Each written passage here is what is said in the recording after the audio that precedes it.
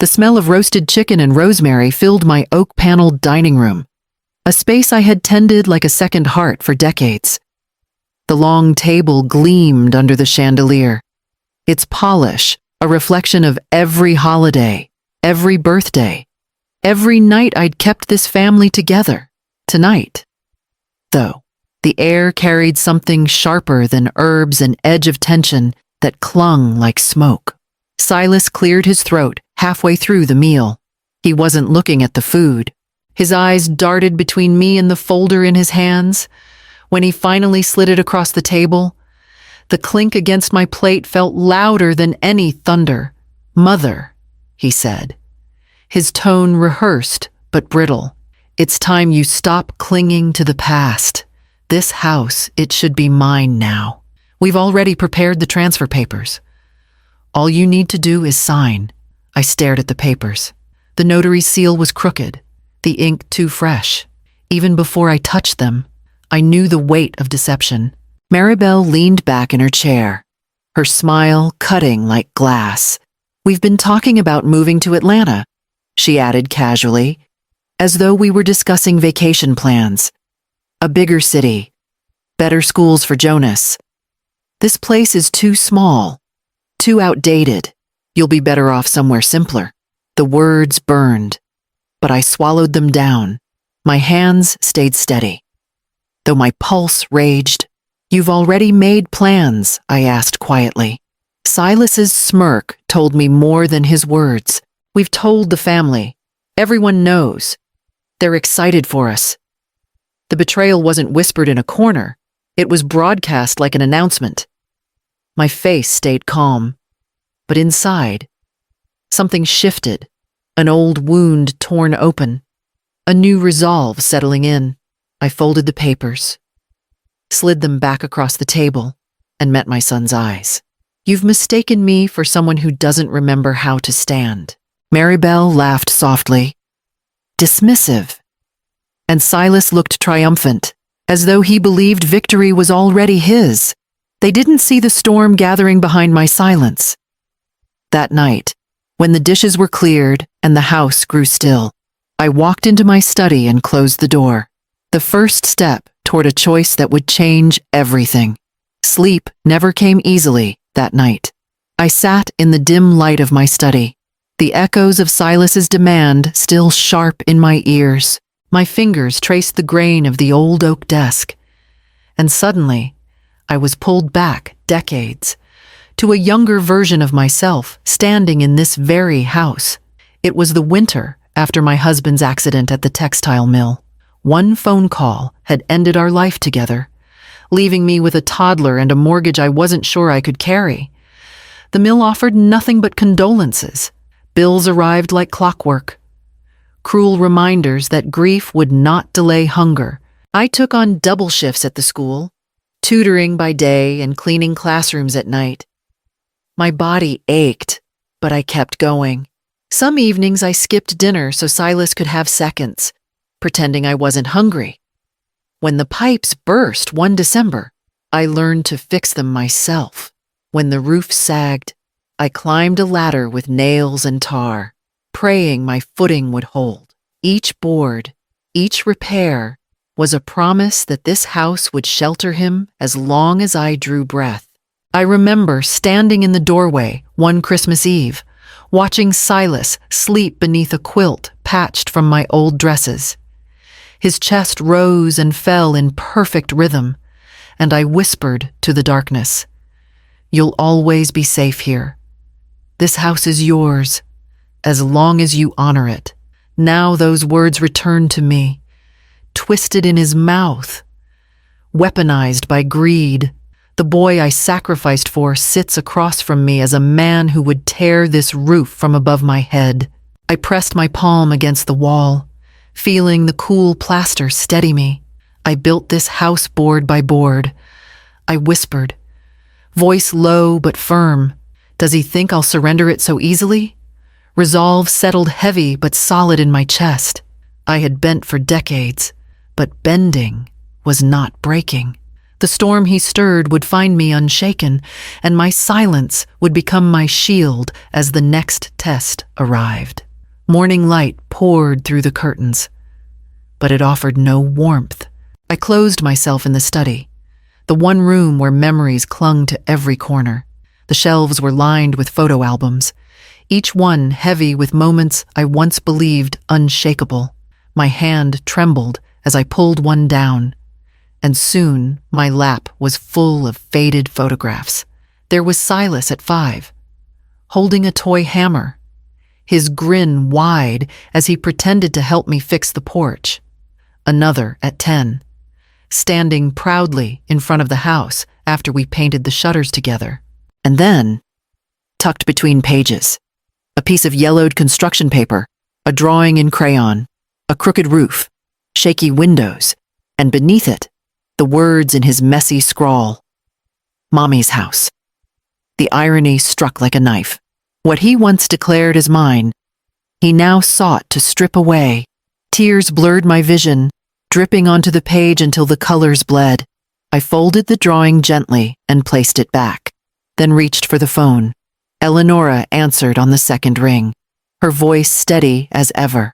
Over coffee at her kitchen table, I poured the story out, every detail of Silas's demand, every cruel glint in Maribel's smile. Eleonora listened, her lips pressed tight before speaking. This isn't greed, Claudina. It's erasure. They want to wipe you from your own life. The truth in her words burned, but it also cleared the fog inside me. I nodded slowly, my heart still raw, but a new current forming beneath the hurt. That evening, back in the quiet of my study, I opened a fresh notebook. I began writing dates, conversations, every word Silas and Maribel had spoken. I clipped the transfer papers inside, cataloged the moments, and locked them in my cabinet.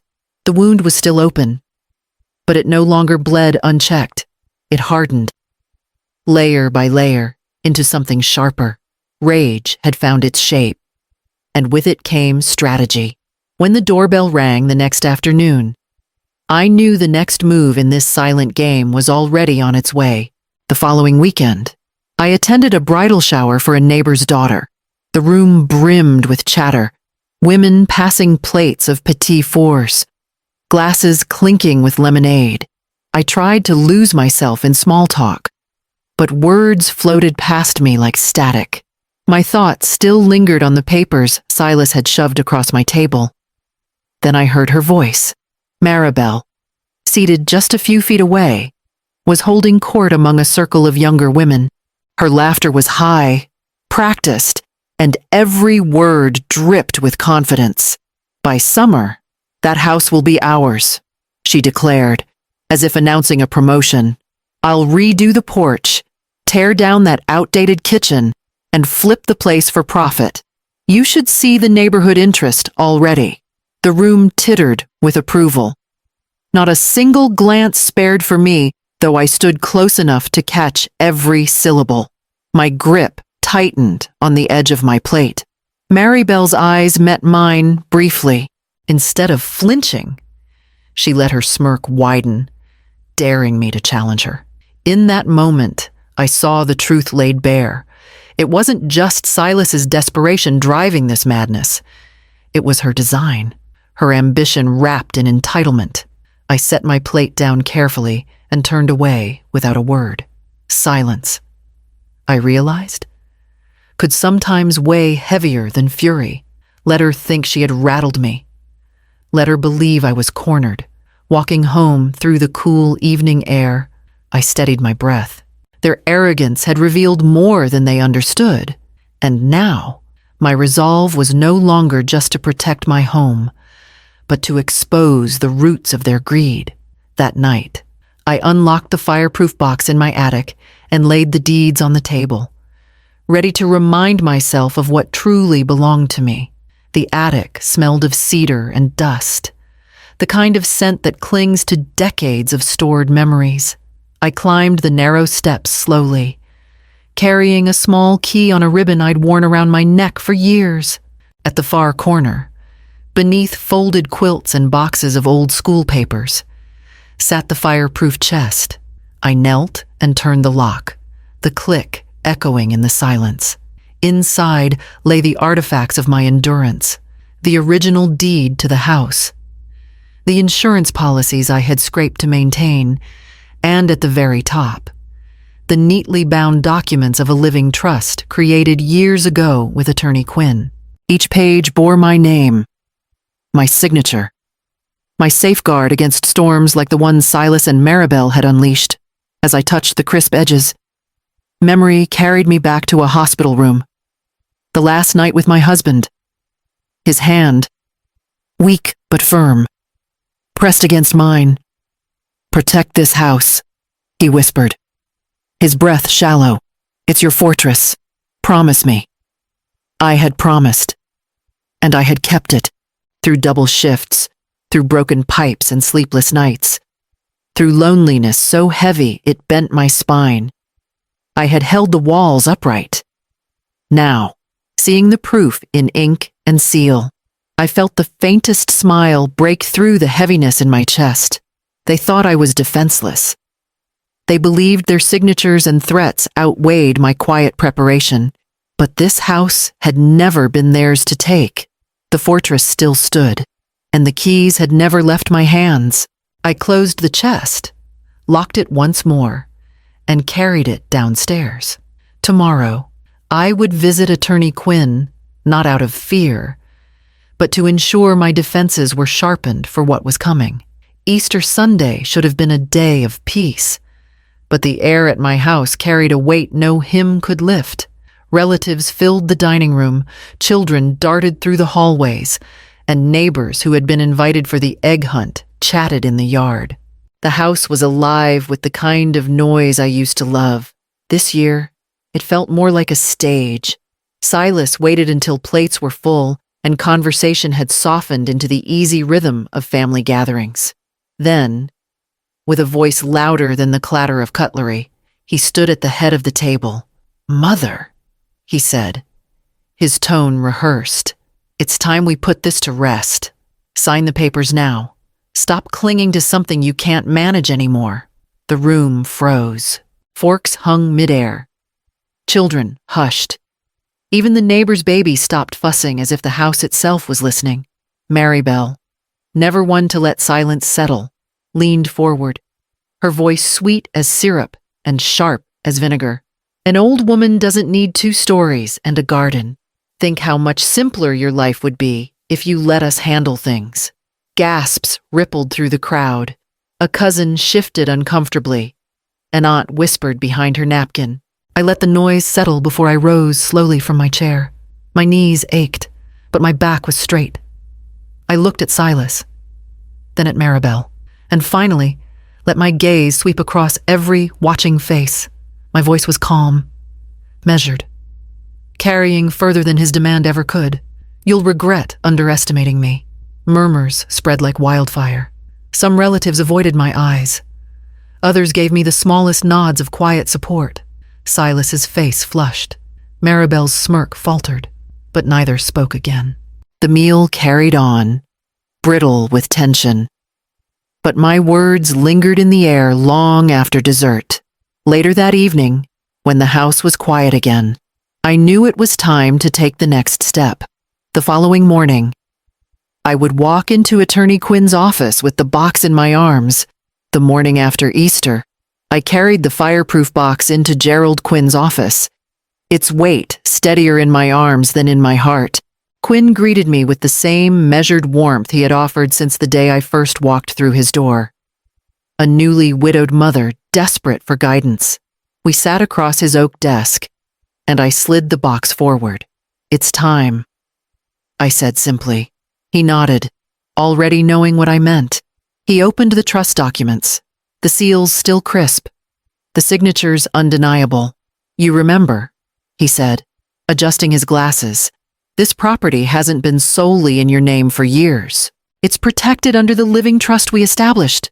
Legally, Silas and Maribel can't touch it without your consent, and that consent will never come." Relief washed over me. Not sharp or sudden, but slow and steady, like the loosening of a knot. For years, I had guarded these papers as if they were secrets. Now, they had become my shield. Quinn leaned forward. "Do you wish to make any updates to your will?" I thought of Silas's flushed face at the Easter table, of Maribel's laughter echoing at the bridal shower. My answer came clear. Yes, Silas and Maribel are to be excluded, but Jonas. My voice softened at my grandson's name. Jonas will be included, with one condition. He must respect the home and those who built it. If not, the trust reverts to the community foundation we discussed years ago. Quinn drafted the changes, his pen scratching steady across the parchment. When he handed the document to me, my signature landed firm and unshaken. As I left his office, the spring air felt lighter, the city streets less crowded. My steps carried not just defiance, but calm. The fortress was secure. My course decided.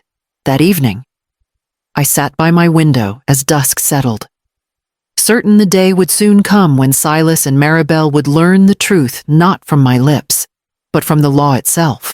It didn't take long for Silas and Maribel to make their move. A letter arrived, thick with legal jargon, accusing me of withholding property that was rightfully theirs. I almost laughed at the arrogance, but instead I forwarded it straight to Quinn. His reply was simple. "Let them come. We are ready." 2 weeks later, I found myself seated in a county courtroom, the same fireproof box resting at Quinn's feet. Silas and Maribel entered with shoulders squared, their attorneys shuffling papers with the kind of confidence borrowed from lies. Maribel wouldn't meet my eyes, but her chin tilted high, as if the outcome were already sealed. Their lawyer presented the so-called transfer papers first. The ink shone too new, the notary's stamp half-cocked, and yet he delivered them as though they were scripture. For a moment, I saw Silas's lips twitch upward, a glimpse of the boy who once believed shortcuts could carry him farther than patience. Then Quinn rose, calm, steady. He opened the trust packet and laid it before the judge. Every page bore dates from years ago, notarized, witnessed, and airtight. He spoke with no drama, only precision, as he explained the structure of the living trust and the protections it carried. The judge scanned the documents, eyebrows lifting only once before her gavel came down. "Claim dismissed," she said firmly, "and I suggest counsel review the authenticity of your exhibits. Fraud carries its own consequences." A ripple of whispers swept through the gallery. Silas's face drained of color, the triumph gone. Maribel's composure cracked. Tears streaked her makeup as she clutched at his arm, but he shook her off, too stunned to comfort her. I sat still, hands folded neatly in my lap. Justice had spoken not with thunder, but with the quiet lock of a door they would never open. When the courtroom emptied, I rose with Quinn at my side. The battle was finished. But my next step, the legacy I would choose for this house, was only beginning. A week after the court hearing, I invited family and neighbors to the house for supper. The dining room carried the same warm light it always had. But this time, the air was different. There was no tension pressing against the walls, no unspoken threat hanging over the table. Instead, there was expectation, a hush of curiosity. When the meal ended, I stood slowly, my hands resting against the back of my chair. Every face turned toward me, some wary, some hopeful. Silas and Maribel avoided my gaze, but I didn't call on them. This moment wasn't about their shame. It was about something larger. I've lived in this house for more than 4 decades. I began. It has been my fortress, my labor, and my promise, but I've decided it won't remain only mine. I paused, the silence stretching wide. This home will become a community retreat center for widows and single mothers. It will carry my late husband's name, The Daniel Holt house because he believed no woman should face hardship alone. Gasps circled the table, followed by murmurs. Neighbors clapped, a few even cheering. My sister wiped her eyes. Across from me, Maribel's mouth opened, but no words came, and Silas's shoulders slumped, the last of his pride draining away. I lifted a second document. "And Jonas," I said softly, turning toward my grandson, who sat bewildered beside his cousins, "has a trust set aside for his education.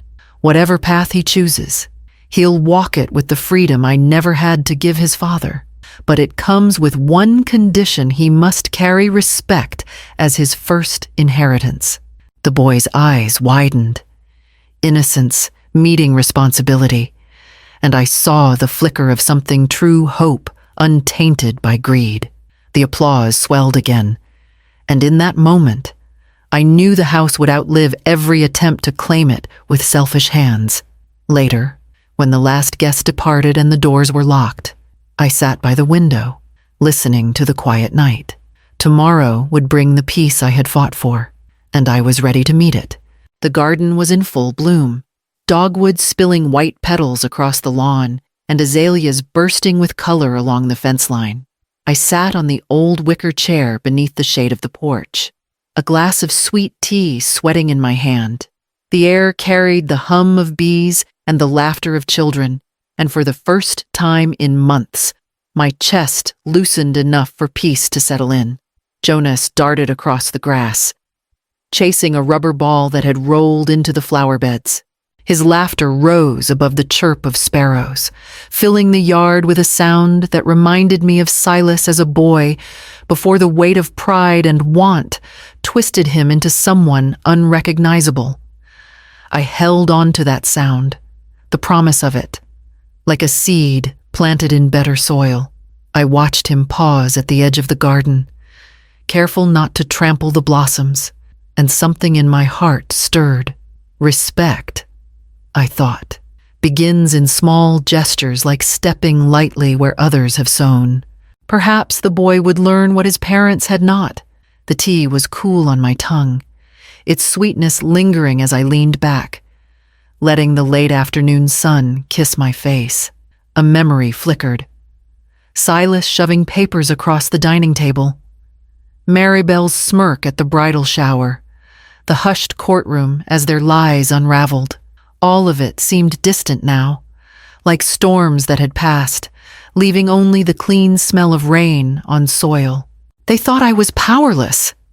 I whispered into the air, the words more truth than defiance. But power doesn't shout, it waits.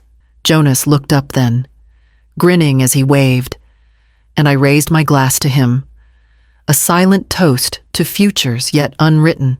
The fortress I had built still stood, but it was no longer just mine. It carried a purpose larger than my grief, larger than betrayal. As twilight settled, I rose to close the garden gate, my voice steady, a final line etched into the quiet evening. Respect first, entry second.